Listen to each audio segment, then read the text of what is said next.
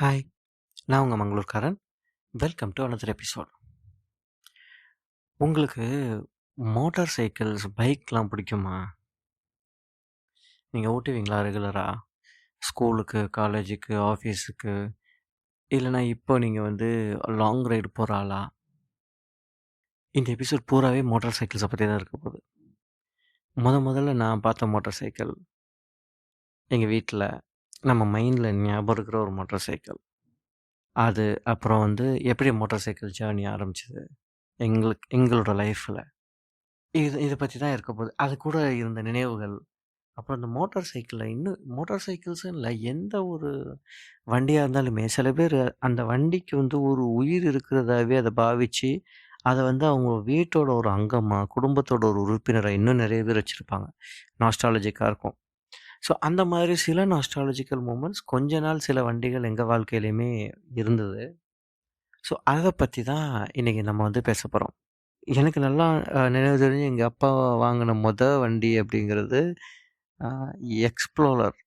Royal என்ஃபீல்டில் எக்ஸ்ப்ளோரரில் 2 வகை இருக்குது.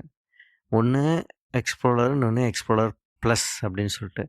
எங்கள் அப்பா கிட்டே இருந்தது எக்ஸ்ப்ளோரர் ப்ளஸ். எக்ஸ்ப்ளோரர் ப்ளஸ் அப்படிங்கிறது நம்ம டிவிஎஸ் எக்ஸல் பார்த்துருக்கீங்கள்ல, டிவிஎஸ் எக்ஸல் மாதிரியே இருக்கும். It's a மொப்பட்.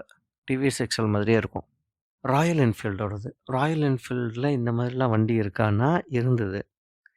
நம்ம வேலையில்லா பட்டதாரில் தனுஷ் ஓட்டிகிட்டு போவார்ல, அது ஒரு ராயல் என்ஃபீல்டு வண்டி தான். ஸோ ராயல் என்ஃபீல்டுனா புல்லட் மட்டும் இல்லை, இந்த மாதிரி வண்டிகளும் இருந்திருக்கு. ஸோ அந்த ராயல் என்ஃபீல்டு எக்ஸ்ப்ளோரர் ப்ளஸ் எங்கள் அப்பாட்ட ரொம்ப நாள் இல்லை, கொஞ்ச நாள் தான் இருந்தது. ஒரு மாதம் கூட இருந்திருக்காதுன்னு நினைக்கிறேன். அதுக்கப்புறம் எங்கள் அப்பா அதை கொடுத்துட்டு ஒரு M80 வாங்கினாங்க. Legendary M80. சூப்பர் வண்டி. ஸோ நான் முதல்ல ஓட்ட படித்த வண்டி இந்த M80 தான். M80 எங்கள் வீட்டில் இருந்தது. ஆல்மோஸ்ட் ஒரு 4 வருஷம் இருந்திருக்கும்னு நினைக்கிறேன். இந்த M80யில் ஹேண்டு கியர் இருக்கும். அதாவது கிளச் இருக்குல்ல, கிளச்சை பிடிச்சி அதிலே தான் கியர் பண்ணணும், கையிலே தான் கியர் பண்ணணும், ஆட்டோவில் இருக்கிற மாதிரி. ஸோ அந்த வண்டியில் தான் முதல்ல ஓட்ட படித்தேன் M80. அப்புறம் அந்த M80யை சேல் பண்ணாங்க. M80 சேல் பண்ணிவிட்டு CD100 SS, இதை அடுத்து ஒரு லெஜெண்டரி பைக்கு. இது எல்லாமே செகண்ட் ஹேண்டு தான். CD100 SS செம்மையாக இருக்கும். CD100ன்னு ஒன்று இருக்காது, அது ஓஜி.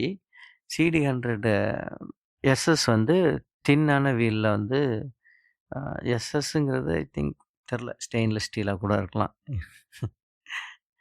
ஸோ அது அது ஒரு நல்ல மைலேஜ் கொடுக்குற வண்டிங்க. அந்த வண்டி நம்பர் எனக்கு இன்னமும் நல்லா ஞாபகம் இருக்குங்க. TCT 2387 அந்த வண்டி. அப்போது 5th 6th வரைக்கும் 7th வரைக்குமே இந்த வண்டி தான் இருந்துச்சு. ஸோ TCT ரிஜிஸ்ட்ரேஷனில் இருந்த வண்டி. ரொம்ப அருமையான வண்டி. நல்ல மைலேஜ் கொடுக்கும், நிதானமாக தான் போகும். எங்கள் ஃபேமிலியில் எங்கள் அம்மாவோட மாமா ஒருத்தவங்க கிட்ட இந்த வண்டி இருந்ததுங்க. CD100 இருந்தது. அது SS 100 தெரியல எனக்கு. அந்த வண்டி 103 கிலோமீட்டர் மைலேஜ் கொடுக்குமா. அதனால் அது ஹோண்டாவிலேருந்து அந்த வண்டியை எடுத்துகிட்டு போய் அதை அவங்க அனலைஸ் பண்ணாங்க, எதனால் இந்த வண்டி இவ்வளோ மைலேஜ் கொடுக்குதுன்னு. அப்புறம் திருப்பி கொடுத்துட்டு போய் ஒரு ரிவார்டு எல்லாமே கொடுத்தாங்க. அந்த அளவுக்கு அந்த வண்டியை அவர் ஸ்மூத்தாக மெயின்டைன் பண்ணிகிட்டு இருந்தார். ஸோ இந்த CD100 SS வரைக்குமே அப்பா தான் ஓட்டுவாங்க. அப்பப்போ கொஞ்சம் கொஞ்சமாக இந்த வெளியில் ஒரு ரவுண்ட் அடிக்கிறது, இந்த மாதிரி தான். அப்போ ரவுண்ட் அடிக்கிறது, வீட்டுக்கு யார் வந்தாலும் பைக் எடுத்துகிட்டு வந்தாலும் அவங்ககிட்ட மெதுவாக ரவுண்ட் அடிக்கிறது கேட்டு எடுத்துகிட்டு போகிறது. அப்பாவை பார்க்க நிறைய வர்றவங்க என்ன பண்ணுவாங்கன்னா கொடுப்பாங்க, மெதுவாக கேட்டால் கொடுப்பாங்க. இருக்கட்டும், அதனால் என்ன, பையன் ஓட்டுவாம்ல, அதனால் ஓட்டு போவா. அது நானும் சரி, என் தங்கச்சியும் சரி அந்த பழக்கத்தை வச்சுருப்பான். என் தங்கச்சியும் அதே மாதிரி தான், வர்றவங்ககிட்டலாம் வண்டி மெதுவாக வாங்கி ஓட்டி அப்படியே ஓட்டி பழகிருப்பான். அது மாதிரி என் ஃப்ரெண்டுக்கும் இதே பழக்கம் தான். அவன் என்ன பண்ணுவான்னா, அவங்க வீட்டுக்கு வர்ற வண்டியில் ஏதாவது வித்தியாசமான வண்டி இருந்ததுன்னா அதை எடுத்துகிட்டு வந்துடுவான். வித்தியாசமான வண்டினா என்ன, இப்போ எங்ககிட்ட இருக்கிற வண்டியை தவிர வேறு வண்டி எல்லாமே எங்களுக்கு வித்தியாசமான வண்டி தான். ஒரு டிவிஎஸில் இருக்கிற சென்ச்சுரான்னு ஒரு வண்டி, அந்த வண்டி இருக்கட்டும். அப்புறம் வந்து ஸ்டார் சிட்டி அதெல்லாம் எங்களுக்கு வித்தியாசமான வண்டி. ஏன்னா எந்த ஃபார் ரெஜிஸ்ட்ரேஷன் வண்டியும் நாங்க டக்குன்னு வாங்க மாட்டோம். இந்த ஃபார் ரெஜிஸ்ட்ரேஷன்ற அந்த போர்டு பார்த்துருக்கீங்களா? அந்த போர்டு மேலேயே வந்து அந்த போர்டு பார்த்தாலே செம்ம அப்படிங்கிற மாதிரி இருக்கும். ஃபார் ரெஜிஸ்ட்ரேஷன் புது வண்டி. ஆனா இப்போ வந்து ஃபார் ரெஜிஸ்ட்ரேஷன் குடுக்குறதில்ல. இப்ப வந்து டெம்பரரி நம்பர் பிளேட் குடுத்துடுறாங்க. இல்லன்னா நீங்க வண்டி வாங்குறதுக்கு முன்னாடியே வண்டி ரெஜிஸ்டர் ஆகியே வந்துருது. ஃபார் ரெஜிஸ்ட்ரேஷன் அப்படிங்கிறது கிடையாது. நீங்க ஃபேன்சி நம்பர வாங்குறதா இருந்தா முன்னாடி வந்து 6 மாசம் வரைக்கும் கூட நீங்க வந்து ஃபார் ரெஜிஸ்ட்ரேஷன் பண்ணி போட்டு ஓட்டிக்கலாம். போலீஸ்காரங்க நிறுத்துனா ஃபைன் போடுவாங்க. ரெஜிஸ்ட்ரேஷன் இல்லாம ஓட்டக்கூடாது அப்படின்னு சொல்லிட்டு. ஆ இப்போ வந்து என்ன பண்றாங்கன்னா, டெம்பரரி ரெஜிஸ்ட்ரேஷன் குடுக்குறாங்க. உங்களுக்கு ரெஜிஸ்ட்ரேஷன் ஆகுற வரைக்குமே. இந்த ஃபார் ரெஜிஸ்ட்ரேஷன் மேல ஒரு கிரேஸ். நம்ம வீட்லயும் ஒரு ஃபார் ரெஜிஸ்ட்ரேஷன் வண்டி வந்துராதா அப்படின்னு சொல்லிட்டு. வந்தது. ஆனா அந்த அளவுக்கு அதுல சந்தோஷம் இருந்துச்சான்னா சொல்றேன். அப்புறம் சொல்றேன். வர்றேன் கதைக்கு அதுக்கு வர்றேன். ஆச்சா, அப்போதான் ஒரு அரௌண்ட் 8th ஸ்டாண்டர்ட் அந்த அந்த டைம்ல இருக்கும். நான் 8th 9th படிக்கிறப்போ இருக்கும். ஒரு எங்கேயோ ஒரு இடத்துக்கு நாங்க போறப்போ எதித்தாப்புல ஒரு மெக்கானிக் வந்தாரு. ஒரு ஸ்ப்ளெண்டர் வண்டியில வந்தாரு. அப்பதான் அப்பா காட்டி இந்த வண்டி தான் நம்ம வாங்க போறோம் அப்படின்னு சொல்லிட்டு. இந்த வண்டி வாங்கியிருப்பாங்க போல. வாங்கி சின்ன சின்ன வேலை பார்க்கறதுக்காக குடுத்துருக்காங்க போல. அந்த டைம்ல அந்த மெக்கானிக் எதேர்ச்சியா வந்திருக்காரு. அப்பதான் நான் வந்து ஸ்ப்ளெண்டர் வந்து எனக்கு ரொம்ப பிடிக்கும். அந்த அந்த டைம்ல வந்து ஸ்ப்ளெண்டர்ல தான் ஃபர்ஸ்ட்டு உங்களுக்கு பார்த்தீங்கன்னா, ஒரு டூம் வச்ச வண்டின்னு நெனைக்கிறேன் அது. அதுக்கு முன்னாடி வந்துச்சான்னு தெரியல. நான் என் அறிவுக்கு எட்டுன வரைக்கும் நான் சொல்றேங்க. டூம் வச்ச வண்டி ரொம்ப அழகா இருக்கும். ஸ்கொயர்டு ஹெட்லேம்ப்பு, அப்புறம் 2 அ டேஷ்ல வந்து ஒரு ஸ்பீடோமீட்டரு, அப்புறம் இன்னொன்னு வந்து டம்மியா அதில லைட் எல்லாம் இருக்கும். நல்லாருக்கும். ஃபியூயல் கேஜ் இருக்கும். சாரி லைட் இருக்குன்ட்டு ஃபியூயல் கேஜ் இருக்கும். ஸோ, அதேமாரி பின்னாடி உள்ள லைட், அந்த லைட்டுக்கு மேல நம்ம ஒரு சின்ன ஸ்டெயின்லெஸ் ஸ்டீல்ல அவனே குடுத்துருப்பான். லக்கேஜ் கேரியர் மாரி குட்டியா வச்சுக்கலாம். ஆனா யாருமே அத லக்கேஜ்லாம் வச்சுக்க மாட்டாங்க. ரொம்ப அழகா இருக்கும் அந்த வண்டி. அது ஸ்டார்ட் பண்ணீங்கன்னா, அந்த இன்ஜினோட ரம்பிளிங் இருக்கு பாருங்களேன். அது எனக்கு அந்த டைம்ல வந்து தூரமா இடி விழுந்தா எப்படி இருக்குமோ, அந்த மாரி ஒரு ஒரு சவுண்ட் இருந்தது. நான் சொல்றது வந்து ஒரு 97, 98 ஸ்ப்ளெண்டர்ஸ்ல சொல்றேன். இப்போ உள்ள ஸ்ப்ளெண்டர்ஸ் கிடையாது. அந்த ஸ்ப்ளெண்டர்ஸ் அதுலயும் அந்த ரெட் கலர் இருக்கும். நல்லாருக்கும். எங்க வீட்டு பக்கத்துல ஒரு சார் வச்சிருப்பாங்க. அது நல்லாருக்கும் அந்த ரெட் கலர். எங்க அப்பா வாங்குன ஸ்ப்ளெண்டர் வந்து ஒரு பிளாக் கலர் ஸ்ப்ளெண்டர். ஸோ, அப்புறம் அந்த ஸ்ப்ளெண்டர் தான் வந்து எங்க வீட்ல ரொம்ப நாளா இருந்துச்சு. அந்த ஸ்ப்ளெண்டர் கூட நாங்க வந்து நெறைய ஓட்டியிருக்கேன். அந்த ஸ்ப்ளெண்டர்ஸ் தான். அ அந்த ஸ்ப்ளெண்டர் வந்து சிடி 100 விடயும் கொஞ்சம் வெயிட் ஜாஸ்தி. ஸோ, அப்புறம் அந்த ஸ்ப்ளெண்டர் கொஞ்சம் கொஞ்சம் பெருசாவும் இருக்கும்ல. இந்த ஸ்ப்ளெண்டர் வந்து கிக் பண்றதுக்கு கொஞ்சம் கஷ்டமா இருக்கும். எனக்கு. சிடி 100 வரைக்கும் ஓகே. அப்பா கிக் பண்ணி குடுப்பாங்க. இல்ல அந்த மாரிலாம். ஸ்ப்ளெண்டர் மட்டும் எங்க அப்பா ரொம்ப கேர் எடுத்து ரொம்ப இது பண்ணிட்டு இருந்தாங்க. என்ன பண்ணுவோம்னா, ஞாயிற்றுக்கிழமை இந்த ஸ்ப்ளெண்டர கழுவுவோம். வண்டிய வீட்லருந்து வெளியில எடுத்து ரோட்ல வச்சு, வண்டிய நீட்டா கழுவி, தொடச்சுட்டு, அப்புறம் மெதுவா ஸ்டார்ட் பண்ண ட்ரை பண்ணி ஸ்டார்ட் பண்ணிட்டு, அப்போ வந்து அந்த ஸ்ப்ளெண்டர் கொஞ்சம் ஹைட் ஜாஸ்தி சிடி 100 விட. கால் எட்டல. வண்டிய முன்ன ஓட்டிட்டு போனா திரும்பி வர்றதுக்கு தெரியல. அப்புறம் எங்க அப்பா உட்கார வச்சு, எங்க அப்பா பின்னாடி உட்காந்து மெதுவா நாங்க ஓட்டிட்டு ஒரு வாட்டி போயிருக்கிறோம். அப்புறம் வந்து என்னாச்சுன்னா, அந்த டைம்லலாம் வந்து காலையில ஞாயிற்றுக்கிழமை காலையில அதிகாலையில சீக்கிரமா எந்திரிச்சு மீன் வாங்குறதுக்கு போவோம். அப்போ வந்து எங்க அப்பா வந்து எனக்கு ஓட்ட குடுப்பாங்க. அதனாலேயே சனிக்கிழமை நைட் எனக்கு தூக்கமே வராது. எப்படா ஞாயிற்றுக்கிழமை காலையில மீன் வாங்க போலாம் அப்படின்னு இருக்கும். ஒரு வாட்டிக்கு அப்படிதான் ஞாயிற்றுக்கிழமை காலையில எனக்கு பயங்கர காய்ச்சல். ஐ மீன் சுத்தமா முடியல.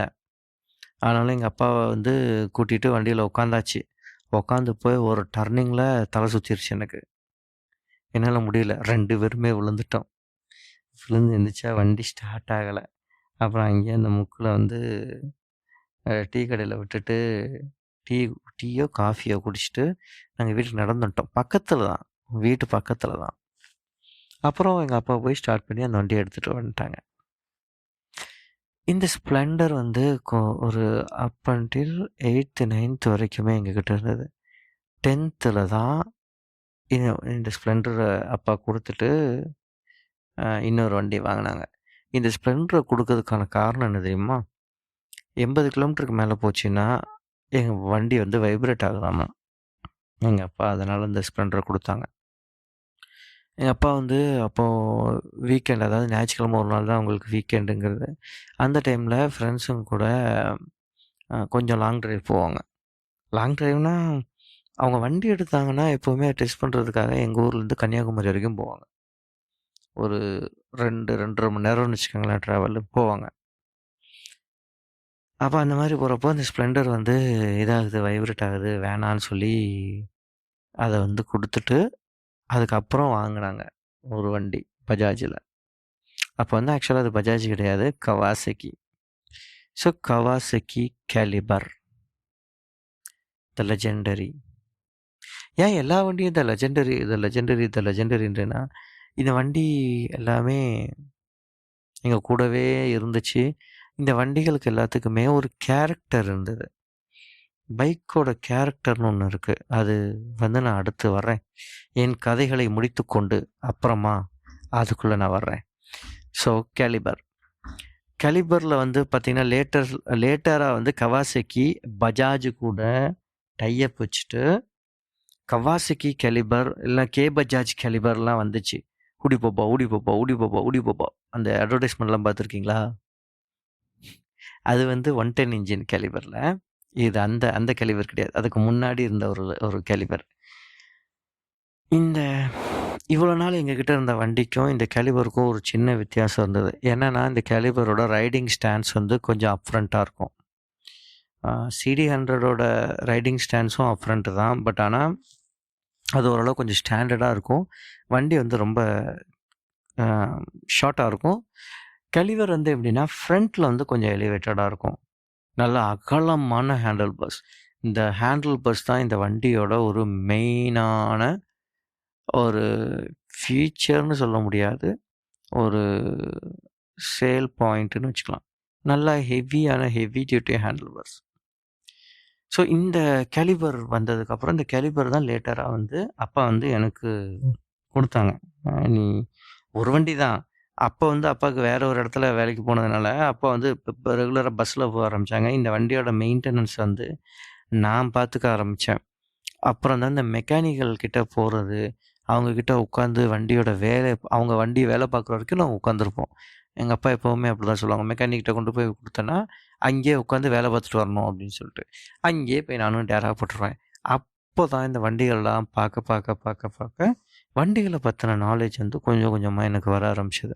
இந்த கேலிபரை பற்றி ஒரு விஷயம் சொல்லணும் அப்படின்னா, இந்த கேலிபர் காலேஜ் டைம் வரைக்குமே எங்ககிட்ட தான் இருந்தது. காலேஜ் டைமில் என் ஃப்ரெண்டு வந்து ஒரு பல்சர் 150 வாங்கினார். கேட்பா அப்படி கண்டிப்பாக கேட்கணும். For registration Pulsar. வீட்டில் வண்டி வாங்கணும்னு சொல்லி கேட்டாச்சு. வீட்டில் வந்து வண்டி வாங்கி தரதுக்கு ஓகேன்னு சொல்லியாச்சு. அவங்க வாங்கி கொடுக்குற ஓகேன்னு சொன்ன வண்டி என்ன தெரியுமா? ஸ்ப்ளெண்டர். நம்ம ஆளுக்கு பயங்கரமான வருத்தம். Splendor is kind of an uncle vehicle. இவர் காலேஜ் கோயிங் ஸ்டூடெண்ட் இல்லையா? He wants a Bajaj Pulsar 150cc. என் லைஃப்பில் நாங்கள் முதல்ல ஓட்டின ஒரு, எப்படி சொல்கிறது, ஒரு ஃபீச்சர் பேக்கடான ஒரு வண்டினா அதுதான். இந்த பல்சர் வந்து என்னென்னா ரேசிங் ஸ்டாண்ட்ஸ், அதாவது அந்த டைமில் வந்த ஃபஸ்ட்டு அந்த ரவுண்ட் ஹெட்டட் பல்சர் கிடையாது, அந்த பல்சர் 150 கிடையாது. அதுக்கப்புறம் அது பிரச்சனையாகி அந்த விஷயம் தெரியுமா உங்களுக்கு? முதல்ல பல்சரில் வந்து 150cc வந்து ரவுண்ட் ஹெட்டடில் இருக்கும். இந்த டேங்க் இருக்குல்ல, அந்த பல்சரோட டேங்க்கு, இந்த டேங்க் வந்து பேசஞ்சர் ரெண்டில் முடியும் இல்லையா? ஒரு ஏரியா நீங்கள் உட்காருவீங்க இல்லையா? அந்த உட்கார்ந்துருக்க ஏரியாவில் பார்த்தீங்கன்னா இந்த பல்சரோட டேங்க் வந்து கிட்டத்தட்ட ஒரு 5லேருந்து 6 இன்ச் வரைக்கும் இந்த ஃப்ரண்ட் சீட்லேருந்து அந்த இது கொஞ்சம் எலிவேட் ஆகிருக்கும். அதாவது என்னென்னா, நீங்கள் பிரேக் அடிச்சிங்கன்னு வைங்க, நீங்கள் பிரேக் அடிக்கிறப்போ உங்களோட ப்ரைவேட் பார்ட் வந்து டேங்க்கில் முட்டும். ஸோ அந்த மாதிரி ஸ்பீடாக போய் ஒருத்தர் வந்து பிரேக் அடித்து அவரோட ப்ரைவேட் பார்ட்டில் அடிபட்டு அவர் இறந்தார் ஆந்திர பிரதேஷில். அதனால் ஒரு பெரிய ஒரு இது நடந்துச்சு. அந்த ஷோரூம் அடித்து உடைக்கிறது அந்த மாதிரிலாம் நடந்ததுனால அந்த பைக்கை வந்து ரீடிசைன் பண்ணாங்க. எஸ், ரீடிசைன் பண்ணி அந்த பெட்ரோல் டேங்கை வந்து டியர் ஷேப்பில் கொண்டு வந்தாங்க. அதாவது கொஞ்சம் இந்த நீர்த்துளி மாதிரி பேசஞ்சர் ஐ மீன் டிரைவர் சீட்டு கிட்ட வந்து அந்த பம்ப் இல்லாத மாதிரியும் அது வந்து கரெக்டாக ப்ராப்பராக முடியணும் அப்படிங்கிற மாதிரி அதை ரீடிசைன் பண்ணாங்க. ரீடிசைன் பண்ணுறப்போ தான் பல்சரோட ஹெட்லைட் சேஞ்ச் ஆச்சு. சேஞ்ச் ஆகி பல்சர் வந்து அந்த மீட்டர்ஸ் எல்லாமே டிஜிட்டல் மீட்டர் ஆச்சு. ஹேண்டில் பார்ஸ் எல்லாமே வந்து மாடுலர் ஹேண்டில் பார்ஸ் ஆச்சு. அந்த மாடுலர் ஹேண்டில் பார் ஆகும்போது தான் என் ஃப்ரெண்ட் எடுத்தான். ஸோ அது ஒரு கைண்ட் ஆஃப் ரேசிங் ஸ்டாண்ட்ஸ் இருக்கும் அந்த வண்டிக்கு. அந்த பல்சர் வண்டியோட இன்ஜின் வந்து ரொம்ப சூப்பராக இருக்கும். ரொம்ப ஸ்மூத்தான ஒரு இன்ஜின். பட் என்ன ஒரு குட்டி பிரச்சனை பல்சரில் அப்படின்னா, நான் பார்த்தது அதோட என்ஜின் வைப்ரேஷன்ஸ் வந்து கொஞ்சம் அது நல்லா ஃபீல் ஆகும் உங்களுக்கு. கீழே ஃபுட்பெக்ஸில் வந்து ஃபீல் ஆகும். கொஞ்சம் கொஞ்சம் ஹேண்டில் பண்ண ரொம்ப வைப்ரேஷன் கிடையாது. பட் ஒரு லைட்டான வைப்ரேஷனில் அந்த இது ஃபீல் ஆகும். ஸோ நாங்கள் என்ன பண்ணுவோன்னா, இந்த மாதிரி வெளியில் எங்கேயாவது போகிறதா இருந்தால் என் கேலிபர் நான் வீட்டிலேருந்து எடுத்துகிட்டு வந்து நம்ம அண்ணன் கடையில் விட்டுருவேன். ஓகேங்களா? அண்ணன் கடையில் விட்டுட்டு அங்கேருந்து என் ஃப்ரெண்டு வண்டியில் தான் நாங்கள் போவோம். போய் எல்லாம் சுற்றி கித்தியெல்லாம் பார்த்துட்டு திருப்பி வந்து நம்ம அண்ணன் கடையில் வண்டி எடுப்பேன். இந்த மாதிரி எங்கேயாவது சில சமயம் லாங்லாம் வந்து மதுரை வரைக்கும்லாம் போயிட்டு வந்துட்டு இந்த கேலிபர் ஸ்டார்ட் பண்ணி கேலிபர் உட்காரும்போது இதோட ஃபீல் இருக்குது பாருங்களேன். எங்கேயுமே ஒரு வைப்ரேஷன் இருக்காது. பல்சரில் இருக்கிற அந்த ஒரு சின்ன அக்ரெசிவ், அது 150 சிசியில் ஒரு சின்ன அக்ரெசிவ்னஸ் பல்சரில் இருக்கும். அந்த அக்ரெசிவ்னஸ் இங்கே இருக்காது. இவர் வந்து ரொம்ப காமாக கூலாக இருப்பா. அப்படி அந்த அந்த ஃபீலே, அந்த மூவ் ஆகிற ஃபீலே வந்து சூப்பராக இருக்கும். நான் வந்து பல்சரை தப்புன்னு சொல்ல வரல. நான் ஏற்கனவே சொன்ன மாதிரி ஒரு ஒரு வண்டிக்கும் ஒரு ஒரு கேரக்டரிஸ்டிக்ஸ் இருக்கும். ஓகேங்களா? அது அந்த வண்டியோட கேரக்டரிஸ்டிக், இது இந்த வண்டியோட கேரக்டரிஸ்டிக்ஸ். ஸோ இந்த போகும்போது அந்த சொகுசு, அதனாலேயே இந்த வண்டி வந்து எனக்கு ரொம்ப ரொம்ப ரொம்ப ரொம்ப பிடிக்கும். இதோட ஹேண்ட்லிங் வந்து ரொம்ப ஈஸி, மேனுவரிங் வந்து ரொம்ப ரொம்ப ரொம்ப ஈஸி. என்ஜின் வந்து கொஞ்சம் கொஞ்சம் வெயிட்டான என்ஜின். நீங்கள் என்ன தான் போனாலும் ஓட்டினாலுமே காற்றுல வண்டி வந்து என்ன ஆகாதுன்னா அலம்பாது. இது ரொம்ப முக்கியமான விஷயங்க. காற்றுல வண்டி வந்து அலம்பாது, ஆடாது. இது உங்களுக்கு நீங்கள் பண்ணணுன்னா, இப்போ எங்கள் ஏரியாலலாம் அந்த தென்காசி, செங்கோட்டை இந்த ஏரியாலலாம் பார்த்தீங்கன்னா, பயங்கரமான கனவா காற்று வந்து அடிக்கும். எஸ்பெஷலி ஆடி மாதத்துல. நீங்கள் காற்றை எதிர்த்து கிழக்கருந்து மேற்க வந்து சைக்கிள் ஓட்டிகிட்டு போகவே முடியாதுங்க. அந்த அளவுக்கு இருக்கும். ஈவன் பைக்லேயுமே நீங்கள் வந்து போகிறதா இருந்தால் 60, 70க்கு மேலே, நான் சொல்கிறது 150 சிசி 100 சிசி பைக்லாம் பின்னாடி ஒரு பில்லியனோட நீங்கள் திருநெல்வேலிலேருந்து தென்காசிக்கு போகிறீங்க அப்படின்னா 60, 70க்கு மேலே போகிறதுக்கு கொஞ்சம் கஷ்டமாக தான் இருக்கும். அண்டு உங்களையும் காற்று தள்ளும். அதே நீங்கள் கிழக்குலேருந்து மேற்க போகிறத விடுங்க, ஐ மீன் ஈஸ்ட்லேருந்து வெஸ்ட்டுக்கு, எஸ், அதுவே நார்த்துலேருந்து சவுத்துக்கு போகிறீங்க, அங்கே பெரிய பெரிய குளம்லாம் இருக்கும். அந்த குளத்தெல்லாம் நீங்கள் கிராஸ் பண்ணும்போது அந்த விண்டு வந்து உங்களை அப்படியே வந்து இந்த பக்கம் தள்ளும், பயங்கரமாக தள்ளும். அந்த மாதிரி தள்ளுறப்பெல்லாம் கொஞ்சம் ஓரளவு லைட் வெயிட்டான வண்டிகளாக இருந்தால் நீங்கள் அலம்ப ஆரம்பிச்சிடும் உங்களுக்கு.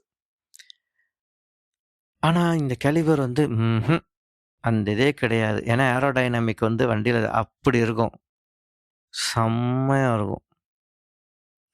இவ்வளோ நல்லா வண்டி சொல்கிறியப்பா, இந்த வண்டியை ஏன் விற்ற அப்படின்னு ஒரு கொஸ்டின் வருது.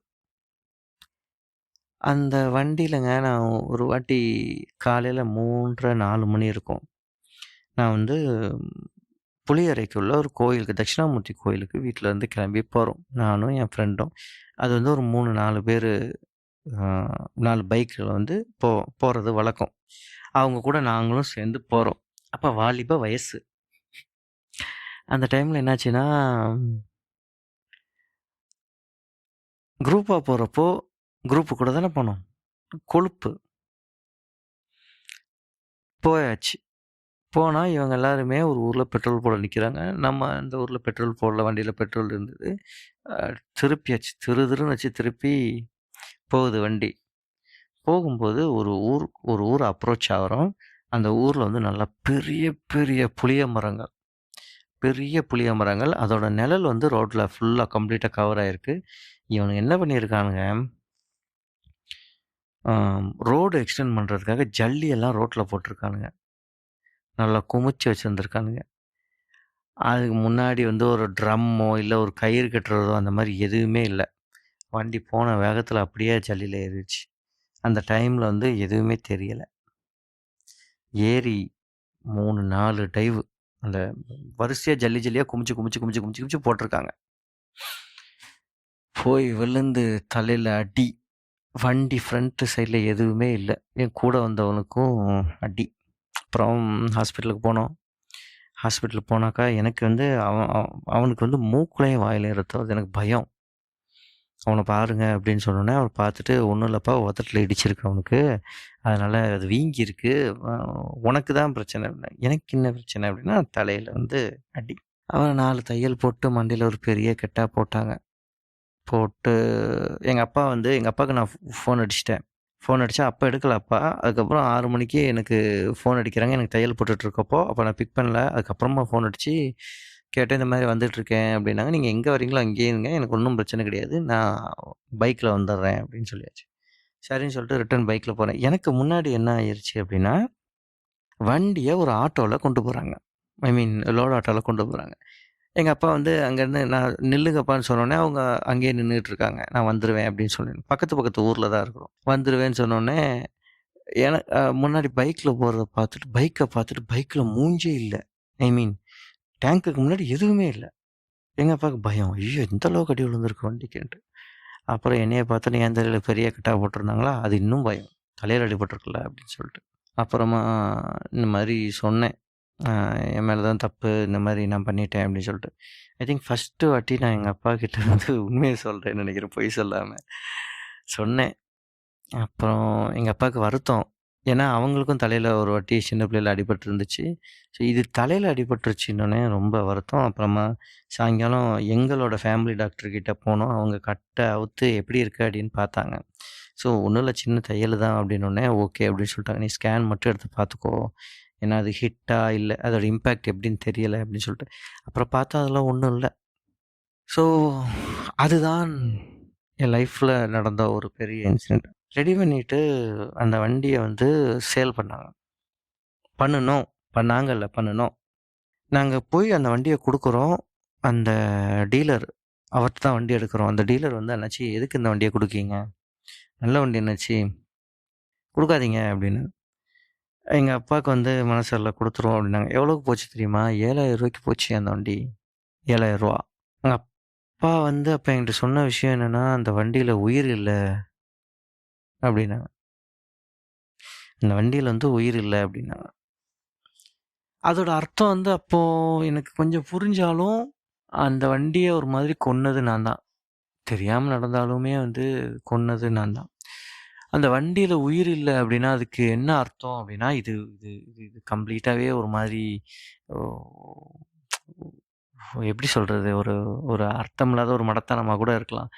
பட் என்னென்னா, எங்கள் அப்பா எப்போவுமே வண்டியோட ஒரிஜினாலிட்டி அப்படியே மெயின்டைன் பண்ணணும் அப்படின்னு எதிர்பார்ப்பாங்க.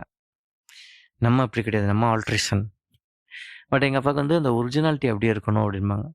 அவங்க வந்து அந்த வண்டிக்கு பார்ட்ஸுக்கு கொஞ்சம் அலைஞ்சாங்கல்ல, இந்த இடத்துல இந்த பார்ட்ஸுக்கு அலையிறப்போ சில பார்ட்ஸுகள் வந்து கொஞ்சம் ஹெவியாக காஸ்ட்லியாக இருக்கும். அதுக்கு நம்ம காம்பன்சேட் பண்ணுற மாதிரி ஆல்டர்னேட்டிவாக வந்து கொஞ்சம் குவாலிட்டி ரேட்டு கம்மியாக, அது குவாலிட்டியும் அது மாதிரி தானே இருக்கும். அந்த மாதிரி தான் அஃபோர்ட் பண்ண முடிஞ்சிருக்கும் போல் அந்த டைம்லலாம். மேபி அது இப்போ தான் எனக்கு புரியுது. அது வந்து போட்டு அந்த வண்டியை ரெடி பண்ணும்போது எங்கள் அப்பாவுக்கு மனசே இல்லை. ஸோ அந்த வண்டியோட எசன்ஸ் போயிருச்சுன்னு நினச்சிட்டாங்க போல். அதை தான் அப்படி சொல்லியிருப்பாங்க அந்த டைமில் எனக்கு. சரின்னு சொல்லிட்டு நான் வந்து என்னென்னா, அப்போ புது வண்டி எடுக்க போகிறது. இந்த வண்டி என் மைண்டில் என்ன இருந்துச்சுன்னா, இந்த வண்டி எங்களால் மேனேஜ் பண்ண முடியாது. ஐ மீன் 2 வண்டியை மேனேஜ் பண்ண முடியாது. ஆப்வியஸ்லி எங்கள் ஃபினான்ஷியல் சுச்சுவேஷன் அப்படி கிடையாது. ஸோ நான் அப்போது அந்த டைமில் நான் ஃபஸ்ட்டு வாட்டி புது வண்டி எடுக்க போகிறேன்ற அந்த ஒரு ஜோஷ். அப்போ புது வண்டியும் எடுத்தாச்சு. என்ன வண்டினா டிஸ்கவர் 125 T. அப்போ வந்து பஜாஜோட ஒரு ஒரு ஃபேமஸான இன்ஜின் வந்து டிஸ்கவர் இன்ஜின். பல்சருக்கு அப்புறமா அவங்களுக்கு நல்லா கொடுத்ததுன்னு வந்து டிஸ்கவர் இன்ஜின். அந்த டிஸ்கவர் இன்ஜினோட அதை கொஞ்சம் இந்த பல்சர் மாதிரி இவங்க என்ன பண்ணுறாங்கன்னா, வண்டிக்கு வந்து ஒரு நியூ லுக் கொடுக்குறாங்க. அப்போ 3 வெர்ஷன் போட்டாங்க. 125T டூரர்னு போட்டாங்க, அதை 125ST ஸ்போர்ட்ஸ் டூரர்னு போட்டாங்க. அப்புறம் 125M மைலேஜ் அப்படின்னு சொல்லிட்டு அதை ஸ்பெசிஃபை பண்ணி அந்த 3 வண்டி போட்டாங்க. நான் போன இடத்துல எஸ்டி இல்லை, ஸ்போர்ட்ஸ் டூரர் இல்லை, டூரர் மட்டும்தான் இருக்குது. சரின்னு சொல்லிட்டு அந்த டூரரை வாங்கினோம். டூரரை வாங்கி ஓட்டிட்டு எங்கள் அப்பாவை கொண்டு போய் தென்காசியில் விட்டுட்டு ஆஃபீஸில் விட்டுட்டு நான் ரிட்டர்ன் வரேன். எனக்கு மனசே கேட்கலங்க. ஏன்னா இவ்வளோ நாளும் நான் ஓட்டின வண்டி எல்லாமே செகண்ட் ஹேண்ட் வண்டிங்க. இந்த செகண்ட் ஹேண்ட் வண்டிங்க எல்லாமே தேய்மானம் ஆயிருக்கும், தேஞ்சிருக்கும். அந்த வண்டி வந்து செட் ஆகிருந்திருக்கும். அதை நீங்கள் வாங்கி உங்களுக்கு ஓட்டுறப்போ கொஞ்சம் ஒரு மாதிரி இருக்கும் முதல்ல.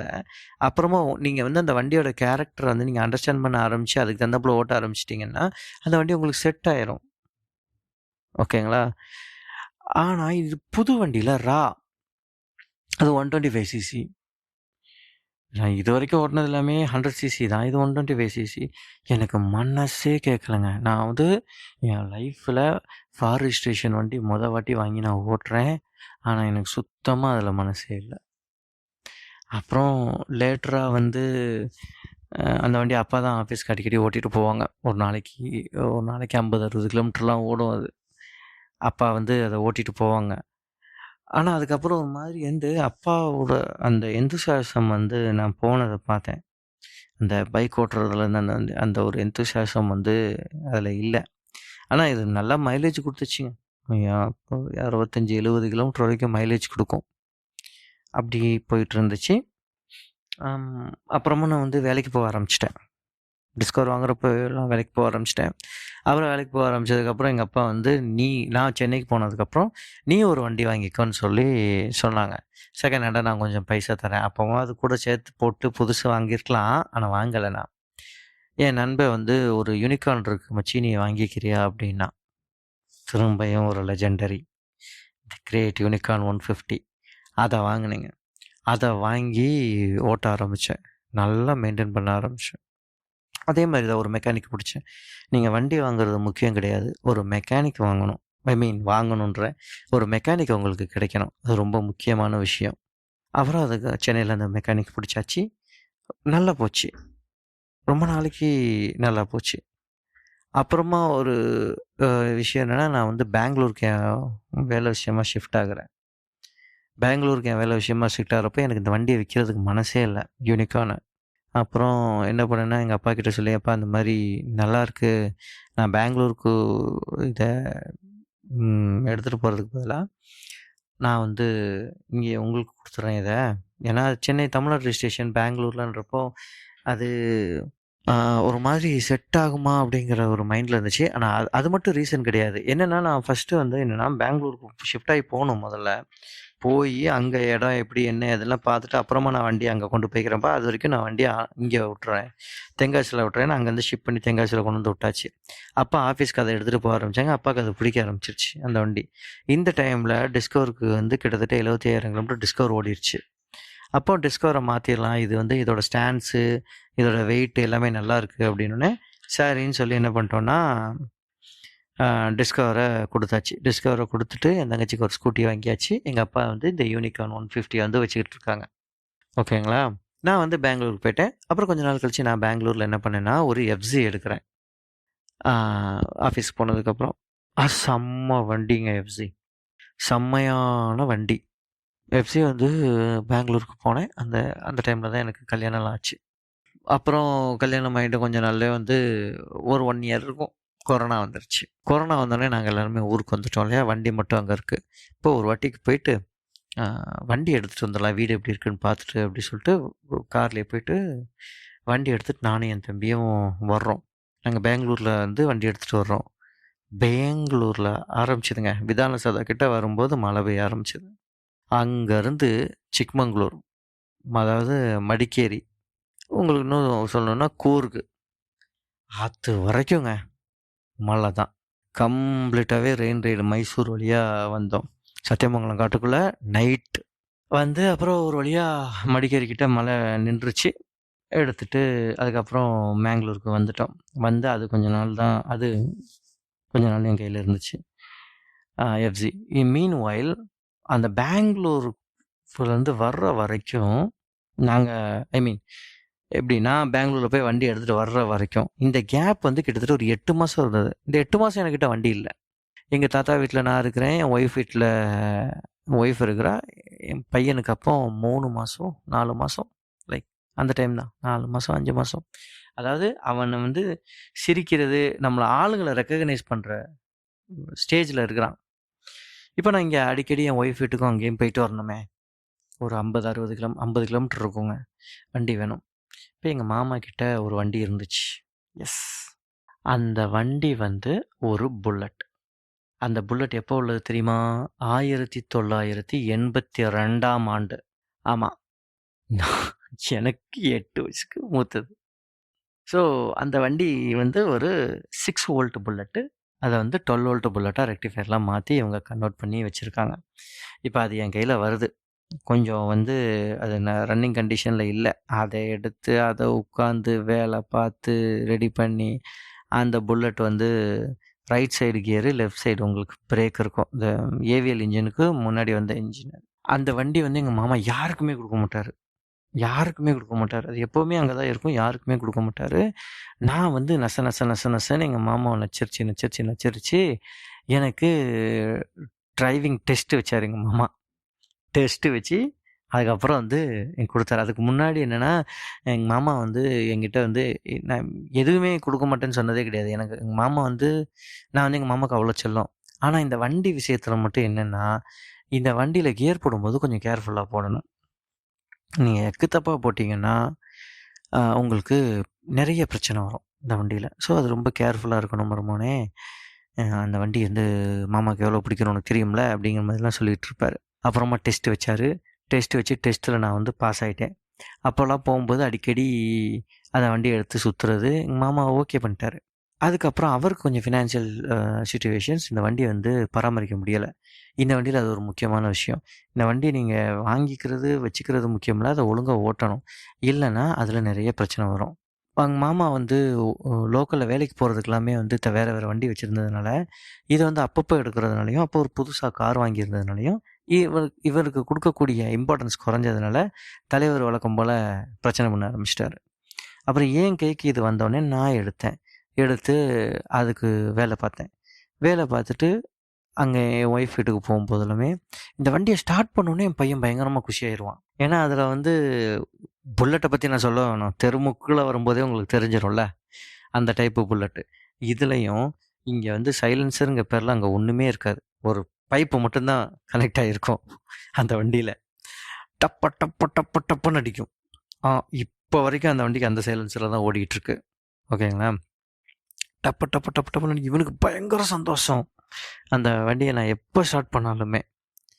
இது வந்து எந்த லெவலுக்கு அப்படின்னு பார்த்தீங்கன்னா, லேட்டராக நான் என் எஃப்சி இங்கே கொண்டு வந்துட்டேன். அப்புறம் எஃப்சி தான் யூஸ் பண்ணிகிட்டு இருந்தேன். எஃப்சி என் தம்பி கேட்டானே, என் தம்பிக்கு நான் எஃப்சியை கொடுத்துட்டு நான் வந்து என்ன பண்ணேன்னா ஒரு ஏத்தர் வாங்கினேன். இந்த டைமில் காரும் வந்துடுச்சு. ஏத்தர் வாங்கிட்டேன். நாங்கள் எங்கெல்லாம் ஏத்தர் எடுத்துகிட்டு போகிறோமோ, இப்போ நான் சொல்கிறது வந்து அந்த டைமுக்கு இந்த டைமுக்கு கிட்டத்தட்ட 4-5 வருஷம் ஆயிடுச்சு. ஏத்தர் எடுத்துகிட்டு போகிறோமோ, கொண்டு போயெல்லாம் நிற்கிற இடத்துல புல்லட் இருந்துச்சுன்னா, அப்பா நம்ம அந்த வண்டியில் போவோம்னு சொல்ல ஆரம்பித்தான் என் பையன். அந்த அளவுக்கு அவனுக்கு அந்த புல்லட் வந்து பிடிக்கும். புல்லட்னா அவனுக்கும் பிடிக்கும். ஸோ சரித்திர சம்பவங்கள் இப்படி இருந்துகிட்டு இருக்க, எனக்கு இந்த ஈவி ஓட்டி ஒரு 2 வருஷமா 3 வருஷமாச்சு ஈவி வந்து. ஈவி ஓட்டி I started missing ICE vehicles, internal combustion engine vehicles.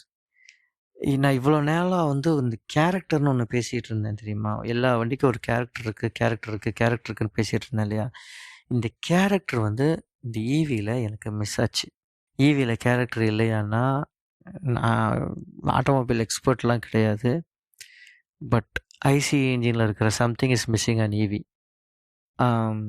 IC இன்ஜினில் வந்து உங்களுக்கு கியர் கிளச்சு, பெட்ரோல்னு ஒரு விஷயம் உண்டு. பட் இங்கே வந்து எல்லாமே ரைடிங் மோட்ஸ் தான். மோடை மாற்றி நீங்கள் பாட்டு போய்ட்டுருக்கலாம். பட் ஃபங்க்ஷனாலிட்டி ஃபியூச்சர் பேக்கடாக இருக்குங்க ஈவி. என்னெல்லாம் நம்ம எல்லாமே இருக்குது. நீங்கள் வண்டி சாய்ச்சிட்டிங்க அப்படின்னா ஆட்டோமேட்டிக்காக வந்து மோட்டார் ஆஃப் ஆகிடும், ஃபால் சேஃப் அப்படின்னு சொல்லிட்டு. அப்புறமா வந்து ஆட்டோ கட் ஆஃப் இண்டிகேட்ரு, அப்புறம் வந்து பிரேக்கிங் சிஸ்டம், பேலன்சிங்லாம் பக்காவாக இருக்கும். அடிச்சிங்கன்னா அடித்த இடத்துல நிற்கும். அப்புறம் வந்து நான் ஏத்தர் வச்சுருக்கேன் சொல்ல வேணாம். சகதி ஒரு வாட்டிலாம் ரோட்டில் வந்து ஆயில் ஸ்பில் இருந்ததுங்க. எனக்கு தெரியலை, ஏதோ ஒரு வண்டி ஸ்பில் பண்ணிட்டே போயிட்டான் போல இருக்கு மழை நேரத்தில். எனக்கு தெரியலை. நான் வண்டி அந்த மொமெண்ட் அந்த வண்டி அதுக்குள்ளே விட்டப்போ கண்டிப்பாக நான் நினச்சேன் வண்டி நம்ம விழத்தான் போகிறோம் அப்படின்னு நினச்சேன். ஆனால் அந்த வே இட் ஹேண்டில் இல்லை, செம்மங்க. அதெல்லாம் வந்து டாப் நாச்சாக இருக்கும். எந்த ஒரு இதுவுமே கிடையாது.